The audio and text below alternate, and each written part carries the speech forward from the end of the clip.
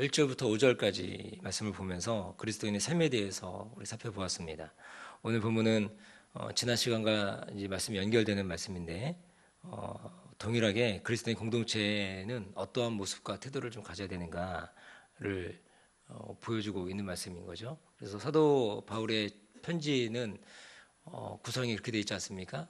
앞부분에는 교리적인 부분들을 설명합니다. 한다면 뒤에 부분에서는 그리스도인의 실제 생활에 관련된 부분들을 말씀하고 있는데 이 갈라디아서도 그런 부분들을 보여주고 있다라고 하는 거죠.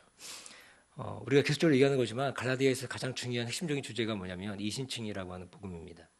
이신칭의 놀라운 복음을 누리는 공동체는 1절과 2절의 말씀과 같이 연약한 형제를 책임지는 모습들이 있다라고 하는 것입니다. 그리고 짐을 함께 지는 공동체가 바로 그리스도인 공동체다라고 하는 거죠. 그리고 3절부터 5절까지를 보면 겸손하게 자신에게 주어진 의무가 있는데 그것들을 감당하는 거죠. 그러니까 무조건 그냥 뭐 나를 책임져 줄 거야 이런 것이 아니고 자기가 해야 될 마땅한 의무들을 감당해 나아가는 것. 그리고 그러면서 그 안에서 연약한 자들을 돌보고 책임져 주는 모습이 있다라고 하는 것입니다. 이것이 바로 그리스도인 공동체 안에서 살아가는 방식이라고 하는 거죠. 그리스도는 이렇게 살아갈 수밖에 없는 이유가 있죠. 이렇게 서로를 돌보고 서로를 책임져 주는 그렇게 살아갈 수밖에 없는 이유가 무엇입니까? 우리가 어떻게 구원받았는지를 알면 그렇게 살아갈 수밖에 없다라고 하는 것입니다. 우리가 받은 구원의 은혜라고 하는 것은 무엇입니까? 우리가 어떤 대가를 지불한 겁니까? 우리가 어떤 행위로서 하나님을 만족시킬 만한 그런 일들을 우리가 해서 이쁨 받을 만한 뭐 자격 조건이 되어서 그런 것입니까? 그렇지 않다라고 하는 것입니다. 우리가 받은 구원의 은혜라고 하는 것은 우리가 대가를 치르고 받은 것이 결코 아닌 것입니다. 거저 받은 것이니 어떻게 합니까? 거저 주는 것. 내가 주 예수의 그 놀라운 은혜를 말미암아 하나님의 놀라운 은혜를 말미암아 구원 받았으니 그 받은 구원의 은혜를 따라서 우리가 거저 받은 은혜를 따라 거저 주는 그런 모습, 그것이 바로 그리스도인의 삶이라고 하는 것입니다. 그것이 바로 우리가 살아가는 삶의 방법이라고 하는 것입니다. 이것이 바로 은혜를 받은 자의 마땅한 태도가 된다라고 하는 것입니다. 그러면서 오늘 본문은 무엇을 말씀하느냐? 6절에 이렇게 말씀합니다. 가르침을 받는 자는 말씀을 가르치는 자와 모든 좋은 것을 함께하라 이렇게 말씀하고 있는데 여기서 이 가르침이라고 하는 것은 무엇이냐면 두말할 것도 없이 복음이라고 하는 것입니다. 복음. 그러니까 율법과 어떻게 보면은 좀 반대되는 개념인데 율법을 포함하고 있긴 하지만 그 복음인 거죠. 복음에 살아가는 삶 전체를 말하고 있는 것입니다.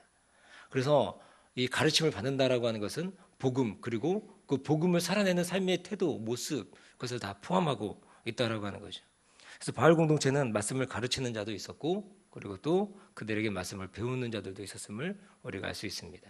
어떤 학자들은 갈라디아서가 바울의 서신 중에서 가장 우선적으로 가장 먼저 쓰여진 서신이 바로 이 갈라디아서인데 그렇기 때문에 교회로부터 공식적으로 임명받은 교사가 없었을 것이다 그렇게 얘기들을 합니다. 다만 어떤 사람들이 있었느냐? 바울이나 또는 바나바 또는 디도와 같이 어떤 한계에 속한 것이 아니고 순회하며 복음 전도를 하는 그런 사람들이었을 것이다 그렇게 주장하는 겁니다. 그러나 이런 주장은 어찌 보면 맞지 않는 거죠. 왜냐하면 바울이 개척한 교회를 떠나면서 그렇게 무책임하게 교회 지도자를 세우지 않고 떠났을 리가 만무하기 때문인 것입니다. 그러므로 여기서 말하는 가르치는 자는 뭐냐면 교회가 공식적으로 세운 임명한 그런 교사 또는 장로일 가능성이 크다고 하는 것입니다. 그리고 또한 어떤 사람들을 포함하느냐? 아까 말씀드렸던 것처럼 순회하는 그 복음 전도자, 그러니까 바울과 바나바 또는 이 디도와 같이 목양지가 딱 정해져 있지 않는 그렇게 순회하는 복음 전도자들을 얘기하고 있다라고 하는 거죠. 이렇게 교회에서 말씀을 가르치는 자들을 어떻게 하는 거예요? 형제로 여기라고 하는 것입니다. 형제로 여겨서 좋은 것을 함께 나누라고 하는 것입니다. 이것은 가르치는 자와 배우는 자 사이에 어떤 걸 의미하고 있느냐?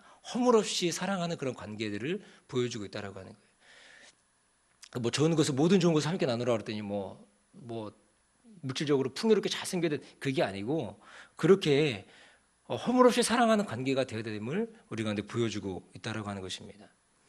단정지을 수는 없지만 여기서 좋은 것이라고 하는 것은 아마도 뭐 음식 또는 뭐 거처 또 돈과 같이 그 물질적인 것들을 포함하는 것일 겁니다.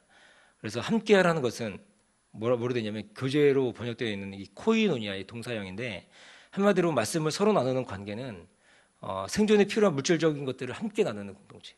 그러니까는 말씀을 나누는 그런 공동체는 그 말씀을 가르치는 자들과 함께 뭘 나누느냐?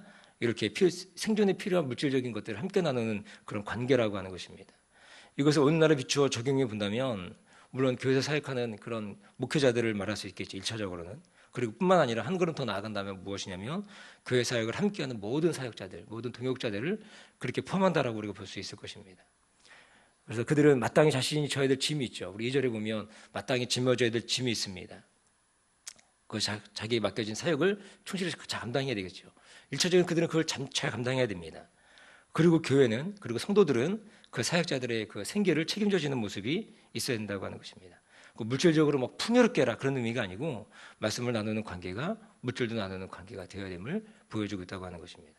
그리고 2절의 말씀과 같이 서로의 짐을 져주는 그런 관계가 되어야 된다. 이거를 얘기해주고 있다라고 하는 것이죠. 그러면서 바울은 다음에 무엇을 말씀하느냐 보니까 7절부터 10절까지 한 가지 주제로 본다면 이것은 뿌리는 대로 거두는 삶이라고 하는 것입니다. 뿌리는 대로 거두는 삶. 이 말씀 어떤 측면에서는 굉장히 어려운 말씀일 수 있습니다. 제가 이제 주석을 좀 보다 보니까 약간 좀 이렇게 제가 이렇게 신학적 배경하고 맞지 않는 주석을 좀 봤는데 거기서는 그러니까 우리의 마지막 심판대 앞에 섰을 때 우리의 그런 행위를 따라서 하나님이 우리를 구원하신다 그렇게 얘기하는 그런 부분들이 있더라고요. 근데 여러분 그게 생각해 보시면 맞습니까? 이 말씀은 좀 어렵긴 한데 얼핏 보면 하나님께서 우리의 행함의 결과대로 심판하신다고 말씀하는 것 같습니다. 그런데 여러분 잘 생각해 보십시오. 우리의 행위가 얼마만큼 어려워야 하나님의 심판을 면할 수 있겠습니까? 도대체 얼마만큼 어떤 정도의 우리 가운데 어려움이 있어야 하나님의 심판을 면할 수 있겠습니까? 우리가 믿음으로 구원받는다고 하는데 마지막 심판대 앞에 섰을 때는 우리 행위대로 심판하신다고 한다면 그 하나님은 우리가 어떻게 믿어야 되는 것입니까? 이신칭이라고 하는 것이 믿음으로 구원받는다라고 얘기하는데 믿음으로 구원받는다라고 얘기했다가 결국에 나중에는 심판하는 그 모습이 뭐예요? 우리 행위대로 우리가 살았던 삶의 모습대로 심판하신다고 한다면 그 하나님이 참 우리가 그렇게 우리가 신뢰할 수 있느냐라고 하는 겁니다. 그래서 야고보서에 보면은 2장인가에 보면 율법의 하나라도 어기면 율법의 모든 것을 어기는 것이라고 말씀하고 있는 겁니다. 그러니까 우리 행위를 따라 본다면 하나님의 율법을 완벽하게 수행할 만한 우리 가운데 의로움이 없다라고 하는 거예요. 그렇지 않습니까? 그럼 이 땅을 살아가는 우리들은 하나님의 모든 율법을 지킬 만한 능력이 있기는 한 거냐라고 하는 거예요. 절대로 그럴 수 없다고 하는 것입니다. 오늘 바울이 갈라디아 교회에 편지하는 이 편지의 목적이 도대체 무엇입니까? 그것은 바로 이신칭이라고 하는 거예요. 이신칭이 무엇입니까? 믿음으로 말미암아 의로움을 얻는다는 거 아닙니까? 우리가 어떤 의로움에 우리가 하나님이 만족할 만한 의로움이 우리 가운데 전혀 없습니다. 없음에도 불구하고 여전히 죄인이고 죄를 먹고 마시는 존재. 우리가 믿음으로 구원받는다고 한다 할지라도 우리가 신자의 살아가는 삶의 모습 가운데 넘어지는 모습들이 있다라고 하는 거예요. 그런데 하나님이 우리를 어떻게 구원하시는 거예요? 여전히 너희들은 죄인이고 죄에 넘어지지만 그러나 너희들이 예수 그리스도를 믿는 그 믿음을 보고 의롭다라고 인정해 주는 거 아닙니까? 그것이 바로 이신칭의의 복음이라고 하는 것입니다. 여기서 우리가 의로움을 얻는다라고 하는 것은 구원을 얻는다라고 얘기할 수 있겠죠. 그러니까 하나님의 의로움을 만족시키는 그것이 무엇이냐? 바로 예수 그리스도를 향한 믿음이라고 하는 것입니다. 믿음으로 우리가 의로움을 획득한다라고 하는 거예요. 그래서 예수 그리스도께서 이 땅 가운데서 오셔서 공생애를 사시면서 예수님 살아가셨던 그 율법의 모든 것들을 만족시켰던 그 예수 그리스도의 의, 그 의의 전가가 우리 가운데 온다라고 하는 거예요. 우리가 어떻게 할 때? 믿음으로 우리가 고백할 때, 믿음으로 우리가 주 예수님을 믿을 때, 그때 예수님이 공생 때 사셨 동안에 율법을 우리 모든 첫 번째 아담으로 인해서 우리 가운데 죄가 들어온 거 아닙니까? 두 번째 아담 예수 그리스도께서 그 모든 율법의 요구를 순종하신 거예요. 다 이루신 겁니다. 우리가 그것을 믿음으로 고백할 때 그것이 의의 전가로 우리 가운데 온다라고 하는 거죠. 그러므로 신자된 우리의 의로움으로 우리의 행함으로 하나님을 절대로 만족시킬 수 없으며 단 한 가지 예수 그리스도께서 이 땅에 이루신 완벽한 의로움의 순종으로 말미암아 그것을 믿음으로 의로워지고 우리가 구원을 얻는다라고 하는 것입니다. 마찬가지로 마지막 심판대 앞에 섰을 때 우리의 행위를 따라 심판받는 것이 아니고 우리의 믿음을 따라 심판받는다라고 하는 것입니다. 우리가 최초의 믿음의 그 순간 있잖아요. 우리가 이신칭이라고 할 때 우리 믿음을 고백했을 때 우리가 의로움 획득했는데 그 최초의 회심의 순간에 그 믿음을 보시고 우리 마지막 심판대 앞에 섰을 때 그 믿음을 따라서 우리를 하나님께서 심판하신다라고 하는 거예요. 우리를 구원하신다고 하는 것입니다. 우리 최초의 믿음, 그것으로 우리가 마지막 심판대 앞에 섰을 때 우리가 구원을 얻는다는 것입니다. 그러면 이렇게 생각해 볼 수 있겠죠. 하나님이 손해보시는 건 아닐까 생각을 우리가 할 수 있을 것입니다. 왜냐하면 지금 믿는다고 고백했을 때 우리가 그 최초의 핵심의 믿음의 결과는 무엇이냐? 우리의 과거의 죄와 우리 현재의 죄와 우리 미래의 모든 죄가 용서받는 것 아닙니까?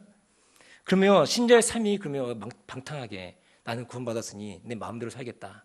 그렇게 얘기할 수 있을 것입니다. 그것이 바로 어떤 믿음이냐? 지속적으로 얘기하는 것이지만 구원파신 믿음이라고 하는 겁니다. 그럼 생각해 보십시오. 하나님이 전지하시고 전능하신 그 하나님이 우리 믿음의 고백의 진실성을 아시겠어요? 모르시겠어요? 우리가 주 예수님을 사랑한다고 고백하고 내 주님을 믿는다라고 고백할 때 그 믿음이라고 하는 그 믿음을 우리 하나님이 그 믿음의 진실성을 아시겠어요? 모르시겠어요? 모르시겠습니까? 다 반드시 아시죠. 그 믿음으로 고백하는 우리 믿음으로 구원받는다라고 했을 때 그 믿음을 우리 주님을 아신다라고 하는 거예요. 하나님 아십니다. 절대로 모르지 않는다라고 하는 거예요. 모든 것을 아시는 하나님께서 우리의 신실한 그 고백을 들으신다는 거예요. 그 믿음을 보시고 구원해 가신다는 거예요. 우리가 그렇게 신자의 그 신실한 고백, 우리 주님께서 하시는 그 고백을 따라서 우리 하나님이 어떻게 하십니까? 우리 신자의 삶 가운데 성령의 열매를 맺어가게 하시는 거예요. 우리 신자의 삶에 우리 행함에 아름다운 열매들이 드러나게끔 우리의 삶을 인도해 가신다라고 하는 것입니다. 그러면 우리는 이 땅에서 육체 썩어질 것을 심는 것이 아니라 어떤 것을 심는 거예요? 성령을 따라 우리가 심는 그 모습이 우리 가운데 있다라고 하는 것입니다. 그것을 통해서 거둬지는 것이 무엇입니까? 열매가 무엇입니까? 그것이 바로 성령의 9가지 열매를 우리가 거둔다라고 하는 거예요. 여전히 넘어지고 쓰러지고 죄악에 빠지는 모습일지라도 하나님은 우리 믿음 때문에 구원하신 줄 믿습니다. 이것이 바로 하나님의 놀라운 은혜라고 하는 거예요. 이게 은혜의 신비인 거죠. 여전히 우리는 죄인이고 넘어지지만 그러나 우리 믿음의 고백을 따라 우리 하나님 우리를 구원하신다라고 하는 거예요. 그래서 하나님은 우리의 모든 행위를 카운트하실 때 여기서 행위라고 할 때 믿음으로 행하는 행위만 카운트하신다라고 하는 겁니다. 넘어지고 쓰러지지만 그럼에도 좁은 길을 가기 위해 험한 믿음의 길을 가기 위해 믿음의 분투를 하는 그 행위, 그걸 우리 하나님이 카운트하신다라고 하는 거예요. 그 7절은 이렇게 말씀하는 것입니다. 스스로 속이지 말라. 하나님은 만홀히 여김을 받지 아니하시나니 사람이 무엇으로 심든지 그대로 거둔다. 그렇게 말씀하는 것이죠.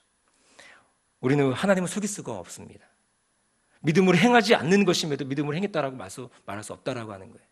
그러니까 우리의 믿음의 삶 가운데 우리 믿음의 행위, 믿음을 따라 나타나는 그 행위, 이렇게 행하는 것이 무엇입니까? 바로 자기 육체를 심는 것입니다.